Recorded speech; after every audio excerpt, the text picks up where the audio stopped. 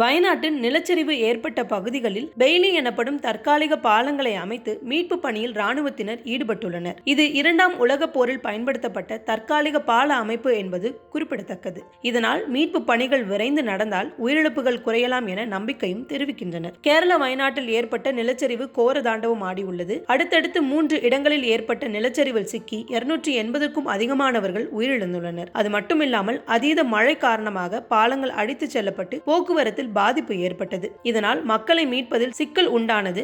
தற்போது வரை ரோப் மூலமாக பலர் மீட்கப்பட்டுள்ளனர். இந்த நிலையில் மீட்பு பணியை விரைந்து மேற்கொள்ள பெய்லி எனப்படும் தற்காலிக பாலங்களை அமைக்க ராணுவத்தினர் முடிவு செய்தனர். இதற்கான உபகரணங்கள் டெல்லி மற்றும் பெங்களூரில் இருந்து விமானங்கள் மூலம் வயநாடு கொண்டு வரப்பட்டு தற்காலிக பாலங்கள் அமைக்கும் பணி மும்முரமாக நடைபெற்று வருகிறது. மீட்பு பணிக்கு ஜேசிபி எந்திரங்களை கொண்டு செல்ல வேண்டும். அதுக்கு ராணுவத்தின் தற்காலிக பால அமைப்பானது மிக முக்கியம். இந்த பாலம் அமைக்க 5 மணி நேரம் எடுத்துக்கொள்ளும். பாறைகள் அதிகம் உள்ளதால் முண்டக்கை கிராமத்தில் மீட்பு பணியாளர்கள் சவால்களை சந்தித்துள்ளனர். இடிந்து விழுந்த வீடுகளில் எந்திரங்கள் ஏதும் இல்லாமல் அப்புறப்படுத்தி மக்களை தேடுவது சிரமமாக உள்ளது. இதற்கு கனரக உபகரணங்களை பயன்படுத்த வேண்டும்.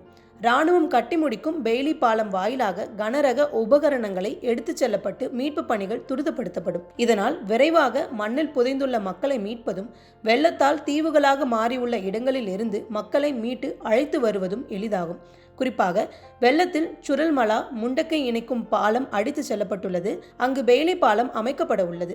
ஆகவே இந்த மீட்பு பணியில் ஒரு பகுதியாக பாலம் அமைப்பதால் உயிரிழப்புகள் குறைவதற்கான வாய்ப்பு இருப்பதாக மீட்பு குழுவினர் நம்பிக்கை தெரிவிக்கின்றனர். 2ஆம் உலகப் போரில் பயன்படுத்தப்பட்ட பாலம் இது.